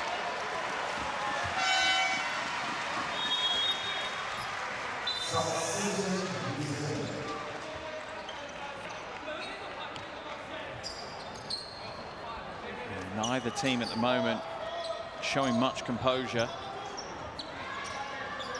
And this is where the experience of Korea was supposed to pay dividends, right? When they started getting tired, when there was some adversity and some pressure, but a huge amount of that experience is now not available for Coach Chu. So it's well, very different. Hyo-hoon didn't even show up because of COVID. It's tough. That's such a big loss at this stage of the tournament. Then Dash, the captain, made a dash for the locker room. Yeah, Lee had to make a dash after getting the technical. Song gets it up, and the rebound, Flynn Cameron looks up the floor, gets it over to Cruz, Piro, Hunt. And Tucky misses, and Flynn Cameron able to throw it off of Song. Boy, New Zealand have gone ice cold since about the 3:48 mark. It's their last basket. So they've gone almost 3 minutes without a basket. Tucky Farrington gets in and he doesn't score. That, or excuse me, that was hustling back now. Guna just, boy, not sure he could have hit Smith Miller any harder with that. Just a little frustrated. Just lowering your shoulder. You don't want to be on the receiving end of this. Look at Smith Miller. Bam. But look at the footwork, though. That was why he had to lower his shoulder, because I think he was expecting that first step to beat Smith Milner. I think Ra believes that maybe he has the foot speed over Smith Milner, but he recovered. Textbook defensive slide just to get himself back in the game. Entry pass to Farrington, and again another miss for New Zealand.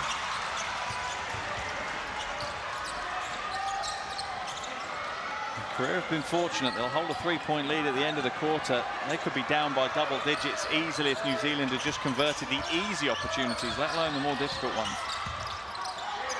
And the corner three, not there. Cruz Piro Hunt. New Zealand, they will take this one down to the end, you would think. Flynn Cameron has it. Jordan Hunt back to Flynn Cameron. Back outside. Smith Milner. Got it! Finally! And the Tall Blacks tie it up at 60 at the end of 3. Flynn Cameron gets the penetration and then passes it back outside to Toi Smith Milner. Yeah, his 3rd triple of the game.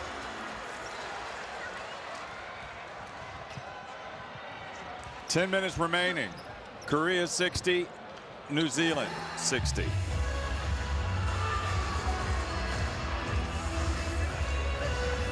And New Zealand, you know, they should be ahead by this stage. They've missed some easy opportunities, but they won't be too upset. They are in the driving seat now.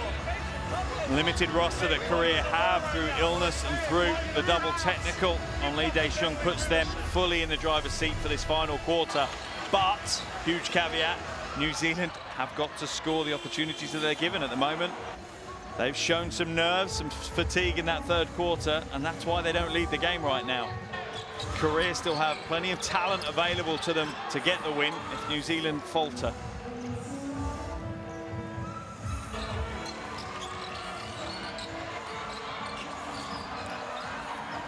That was a big tap. And this is Ra Guna getting down low. That's a favorable matchup for him, just on sheer size.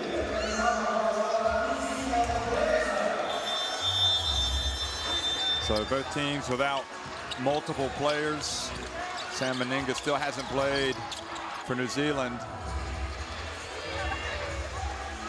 And obviously no Max Darling, Heo Hong, Heo Hoon, and Lee Dae-Shung out of the game. Get the courtside 1891 app in your smartphone for video streaming, schedules, and scores. Scan in that barcode if you want. And also load the FIBA Asia Cup app for everything you need. All the news, features, videos.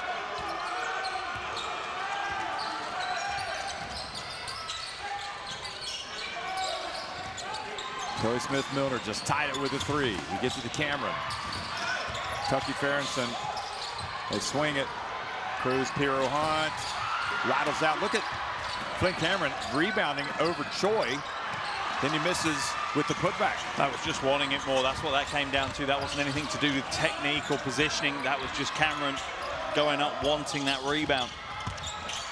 And Raguna fouled by Jordan Hunt.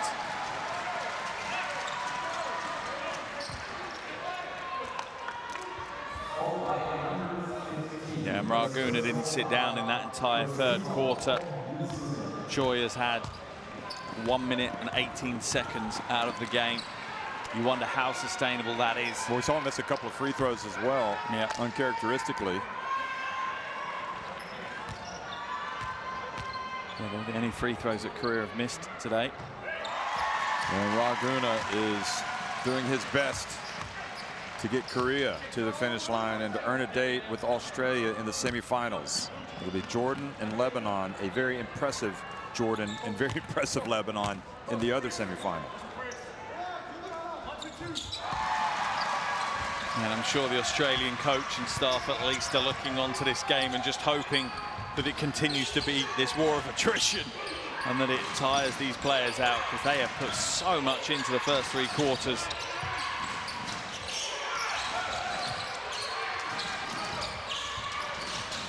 Cruz Piro Hunt with a drive.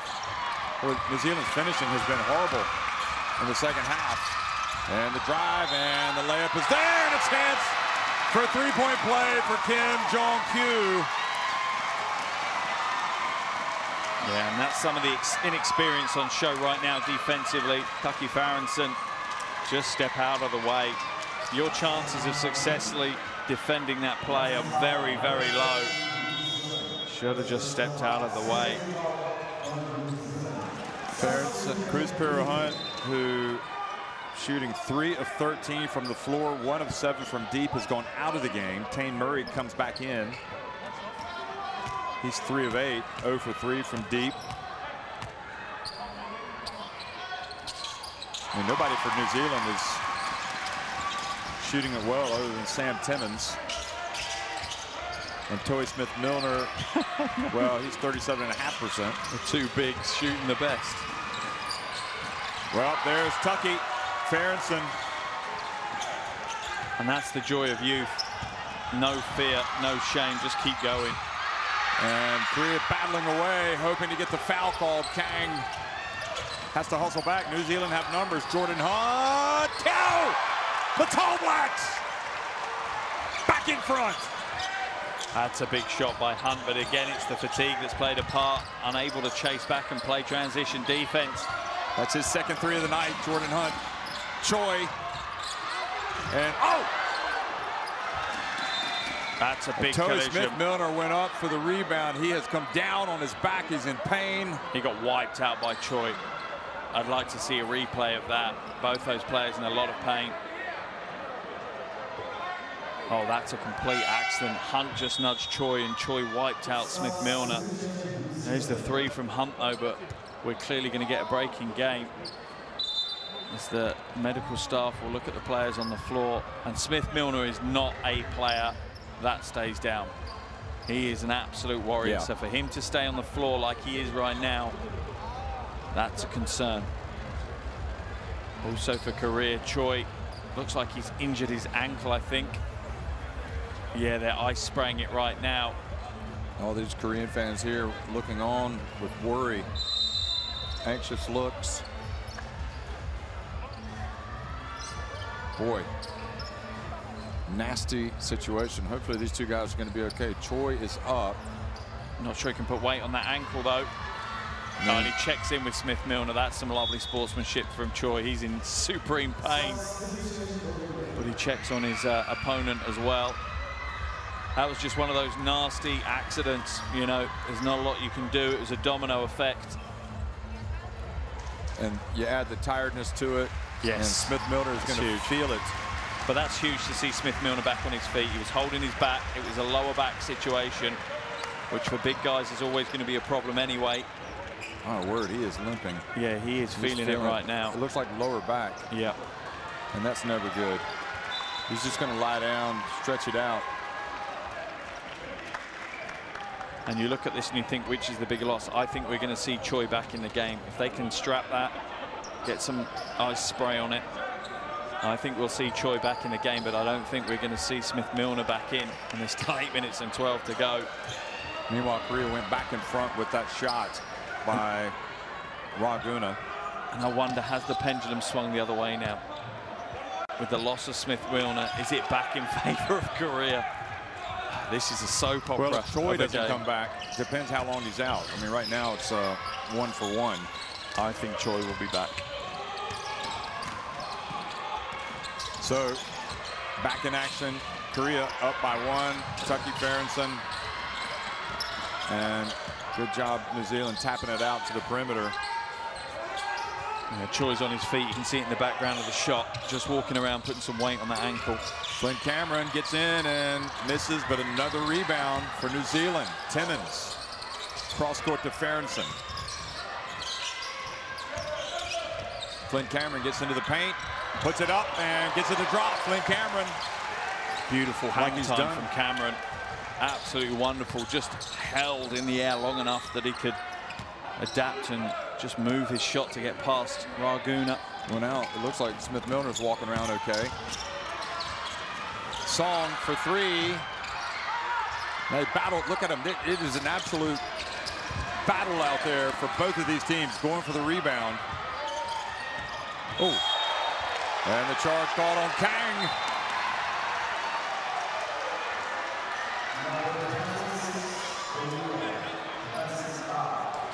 It's a tough stand.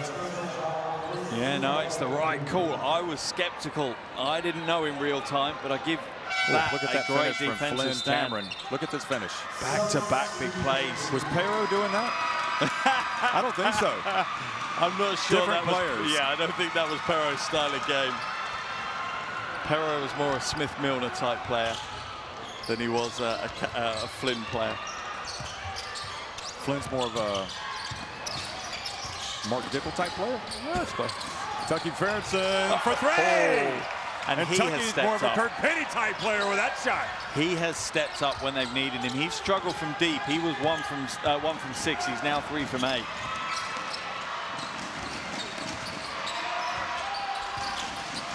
This is an important time for Korea. They can't let New Zealand away. Choi back in the game, trying to make some important passes, and Kim Jong-kyu misses. Now Tane Murray, the fresh legs, he's going to hold it up. And problem number 1 is this man right here. He's got the ball for Korea. Can they stop him? Here he goes. Passes it back outside to Hunt. He's been very good from deep today. 2 3-pointers. Flynn, Cameron. And now Kim Jong-kyu, another rebound under 6 minutes remaining. And I've been looking at the bench, and I think Smith-Milner's coming back in. They've just stretched his back out. They spent loads of time contorting him and stretching him, and he's going to check back in. That is a warrior. Choi and Kim Jong-kyu scores. Back to a 2-point game. So we're going to see Choi and Smith-Milner both back into the game. That's dedication for your national team. Tane Murray from deep and rattles out.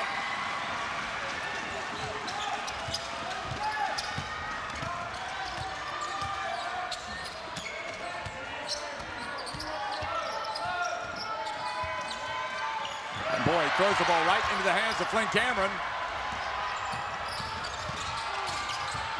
Now Flynn Cameron decides to hand it off to Hunt. He gets it, looks to get it to Timmons. Putting that putting that Korean defense under pressure, and Kim Jong-kyu comes out and just commits the foul. Yeah, it's the right decision. So they can reset their defense. There's no way that Kim wanted to be playing on-ball defense on the perimeter against Cameron. For me, though, New Zealand, you've got to read the hot hand. Farrington is starting to warm up. They need to create for him. Drive to the basket, kick out to Farrington. That's got to be the look they go for. Well, those New Zealand guys are huffing and puffing as they go over to the bench. Korea, meanwhile, Kang out. So Lee comes back in.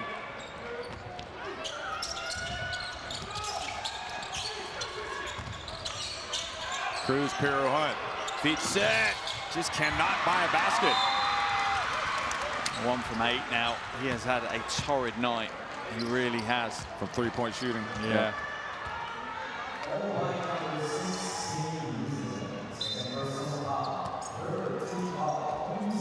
Tucky Ferguson's 4 of 9 from deep. Smith-Milner's 3 of 6. Everybody else is, Jordan Hunt also is 2 of 3. And this is what New Zealand need to read. They need to read where the heat is right now. And the heat is with Farrington. But if you don't feed him, that heat's going to disappear pretty quickly. Yep, you need the heat check. Now Guna back outside. The 3-pointer would put him in front. Here's Raguna down on the baseline. He's trapped and throws it out of bounds. Raguna just has not looked like the same player tonight. New Zealand scouting. Okay, they've given up 16 and 12 against him, but again, several of those rebounds because he kept missing those that layup. Slightly misleading. That's his 3rd turnover of the game as well.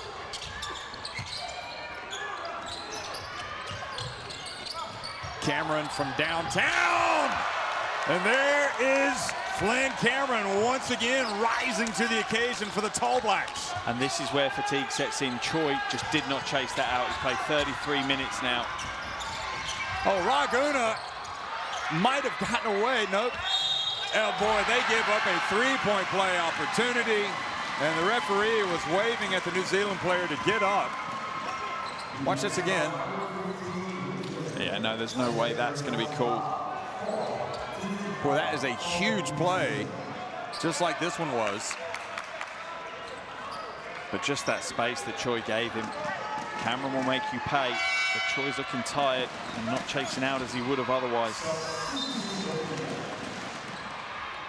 You just feel this game is going to swing back and forth all the way through for the final 4 minutes. I think we're going to finish off these quarterfinals, you know, just mind blown by how good all 4 games have been.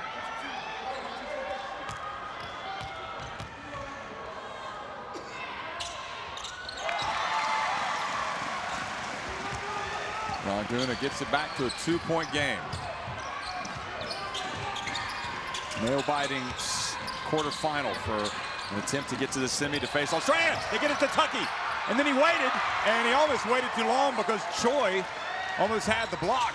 He ended up almost faking out no one. No one had rolled with him. He was wide open and, yeah, didn't need to put the pump fake in. Back to a 4-point lead. Into Laguna. He turns. He puts up a very difficult shot. Surrounded. And the foul call on Laguna. There's optimism. There's optimism from Laguna.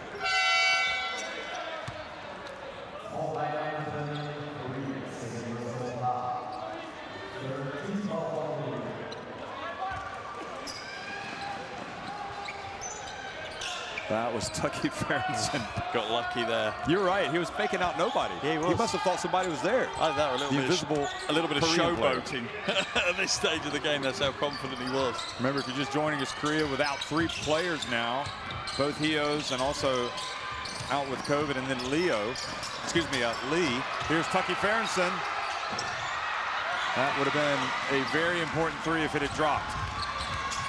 And then their captain, Lee, picked up a second technical, and that was an ejection.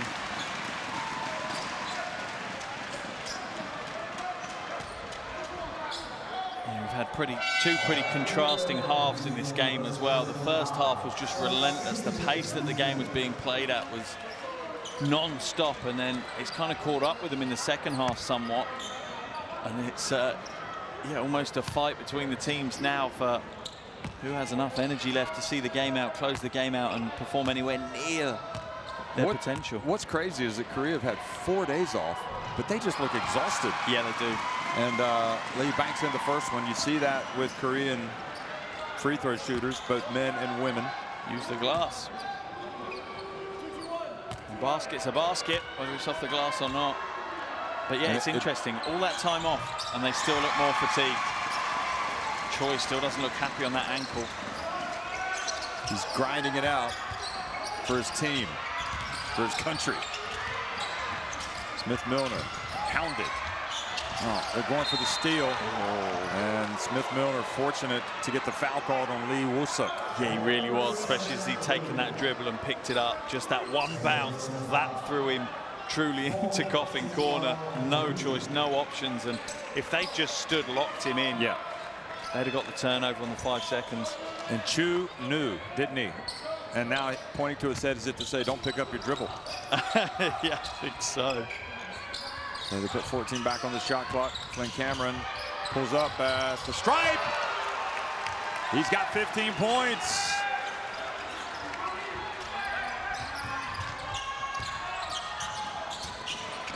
Flynn Cameron close to a triple-double. He's got 15 points, 8 rebounds, 8 assists.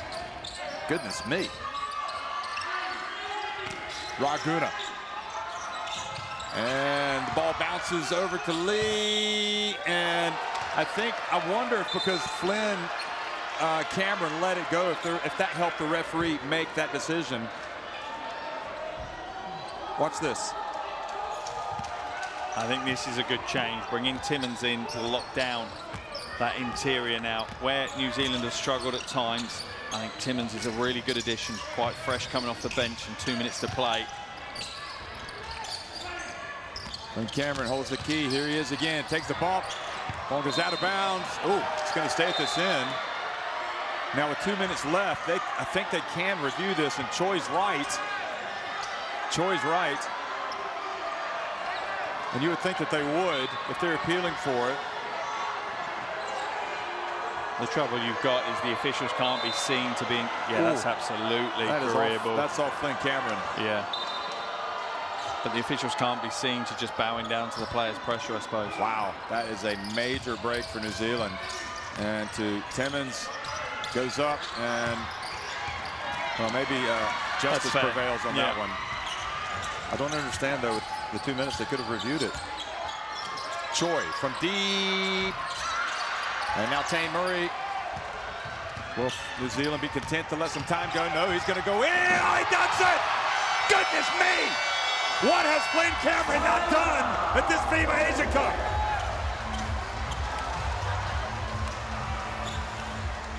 This, you're thinking he might hold it, and he just decides he's going to take it to the big house. Look at this. Yeah, why play sensible when you can throw a poster down? Gee. He even gets hit in the head, but I don't think they called the foul. And Choi, you can't see him out of your screen. He might get thrown out of the game. Yeah, he will get thrown out of the game. He's gone. He's got a technical. He's a fool. His team don't need him to do this right now. I think he's right. He's gone. And that's the game. Wow. I can't see how they can fight back in with only 7 players now. Choi is a fool. He really is an absolute fool for making that kind of move. And he needs to be careful because it's going to extend further. He's starting to kick things on that bench now as well. Choi will leave under a cloud, which is a shame because it's if this is the last time we see him in this tournament. It taints all of that wonderful action that we've seen from him in those first few games. He's been, you know, a really great addition to this. The weird thing about Korea is we watched them against Bahrain, remember? And it was an uncomfortable game, but they did what they had to do. They avoided the injuries. And in the time between then and now, they lose 2 players to COVID. Yeah. And then Lee gets ejected. And now Choi gets ejected. You're down by 6 with 96 seconds to play. How can you lose your composure that badly? That is unbelievable. How can you be that unaware of the context within which you are?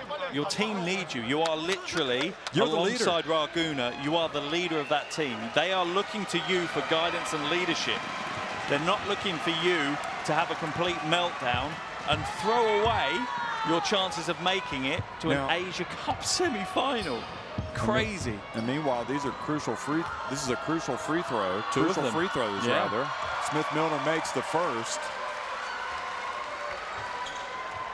It's just almost unpardonable, really. And Korea looked great, and you now feel they've just thrown this Asia Cup away. They have. I'm not taking anything away from New Zealand because they put in a huge performance today, but Korea have literally thrown this Asia Cup away. You can't do anything about the COVID situation. That's the way it is. That's kind of modern basketball as we see it right now. But you can do something about Lee Dae-Shung, and you can do something about Choi behaving like grown-ups, behaving like leaders, and taking their responsibilities seriously in key moments.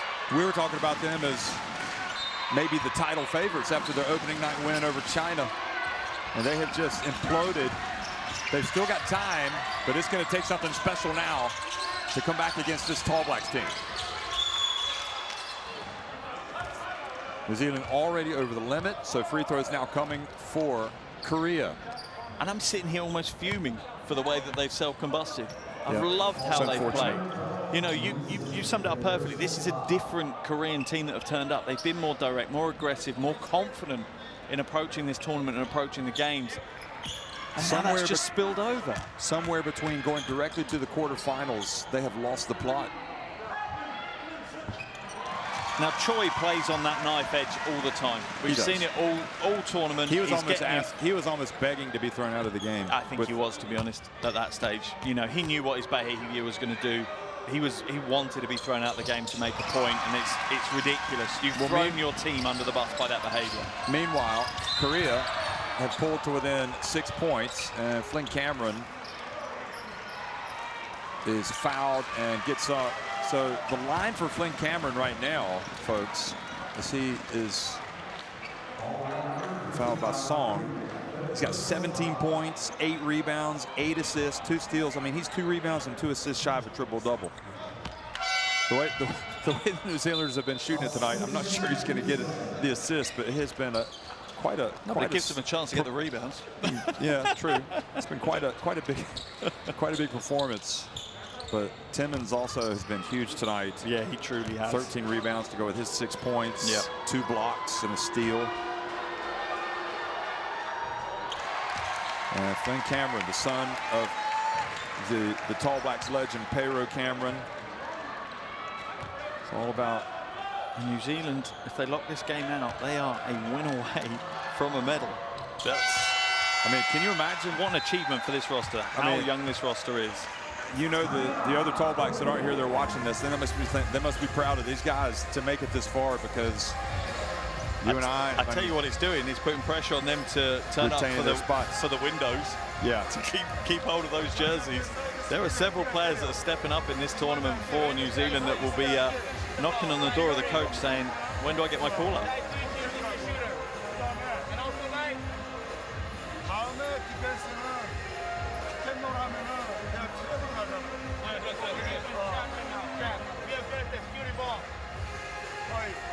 시간은 아직도 기회가 있으니까 강하게 하라고 리바운드 자주 뺏기지 말고 그다음에 만약에 저기 한 100개 놓고 뛰어서 먼저 주세요.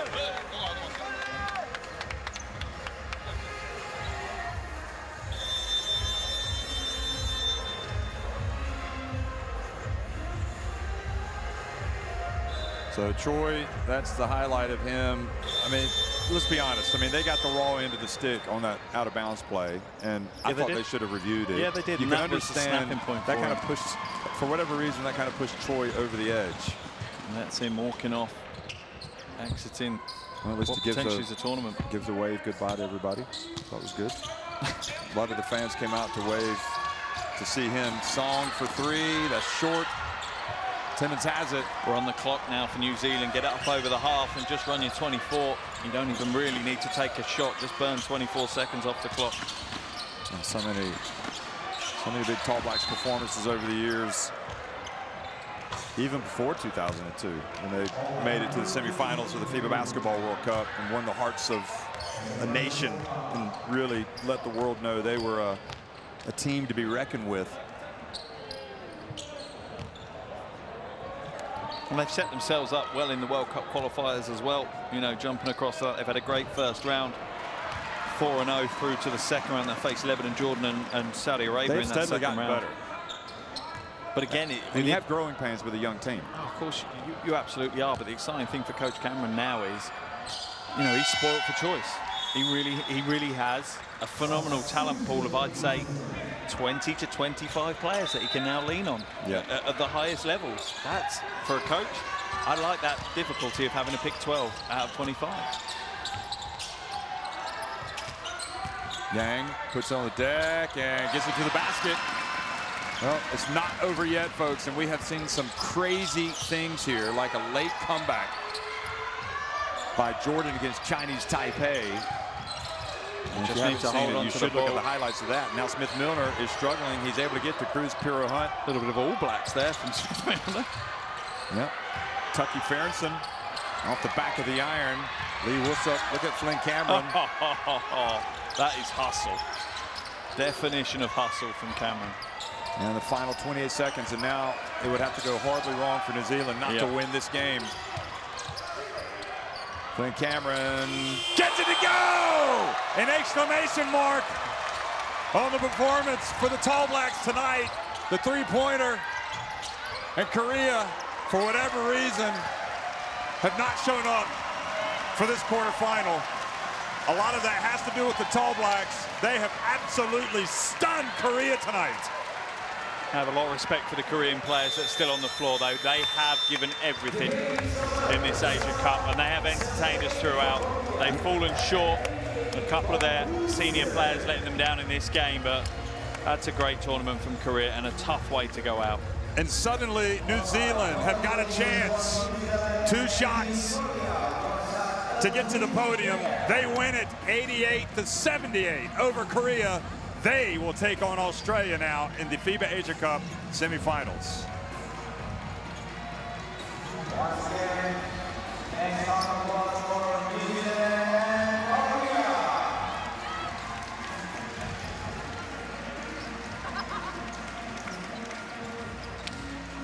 Well, what a job by New Zealand tonight. Pero Cameron and his coaching staff. Korea have to wave goodbye. Ross McMains, Zika Coronel as well, the assistants of Pero Cameron. They've come here, young team, bold attitude. And now the supreme test awaits, a showdown with traditional foes, Australia. Look at some of those stats, though. 14 from 45 from downtown. They're putting up a lot of outside shots, but they're hitting them. But this has been the key for New Zealand throughout this tournament, winning the rebounding battle, 61-43. That was crucial. New Zealand having to play. You see 22 from Cameron, 16 from Tucky Farrington, 14 from Smith Milner, who literally laid it on the line tonight. Sam Meninga could not play tonight for whatever reason, wasn't feeling well. To disappoint his coach. Came all the way from Davidson, North Carolina to watch him. He'll make him run some wind sprints for that. So just an opportunity lost for Korea. You feel like this is a team that could have maybe gone all the way. Yeah, I truly believe they could. From the group phase. Yeah, if they'd not had the obviously the two Hio brothers going out with COVID issues, and if they had their veteran leaders actually keep their head in the biggest game of the tournament, there's no reason they couldn't have made it to the final and walked away with the gold medal wrapped around their necks. And it's just, I'm frustrated and sad, because this was a great new direction for Korean basketball. It was a way that they were going to be able to be competitive and push forward to the higher levels now of world basketball.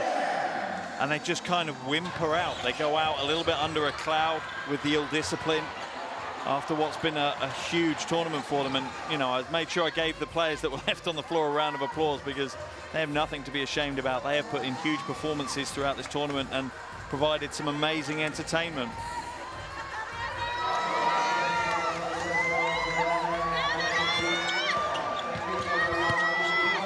Korea, opportunity lost, but opportunity gained for New Zealand with this win tonight. Just their second FIBA Asia Cup. For the second time they get to the semifinals. This time they beat Korea, the team that beat them twice at the last FIBA Asia Cup.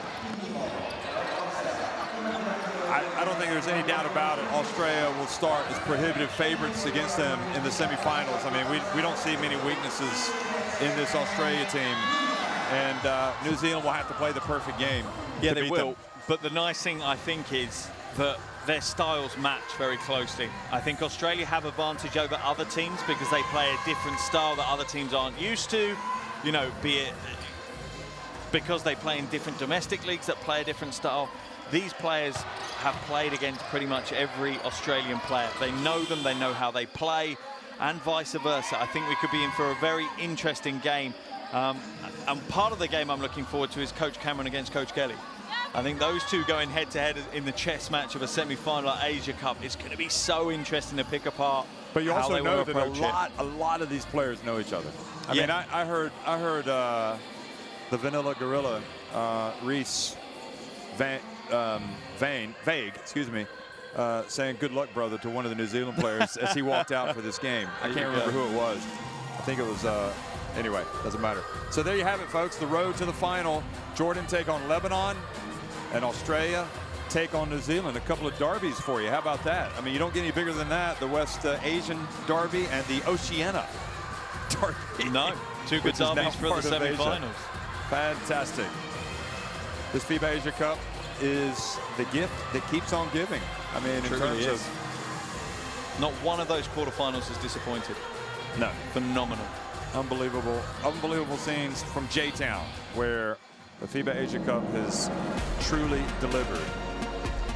So New Zealand with the Haka come out and beat a Korea team that just wasn't itself tonight. Of course, much of that had to do with the Tall Blacks.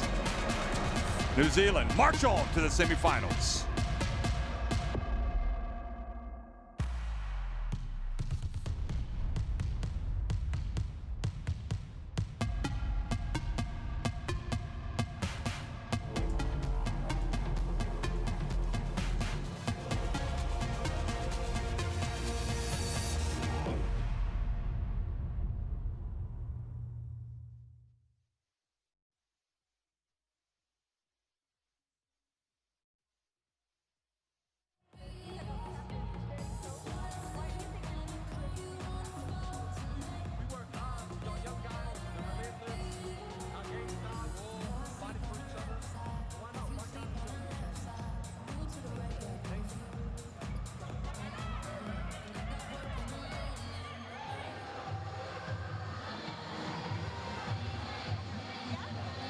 Congratulations, huge game for you today.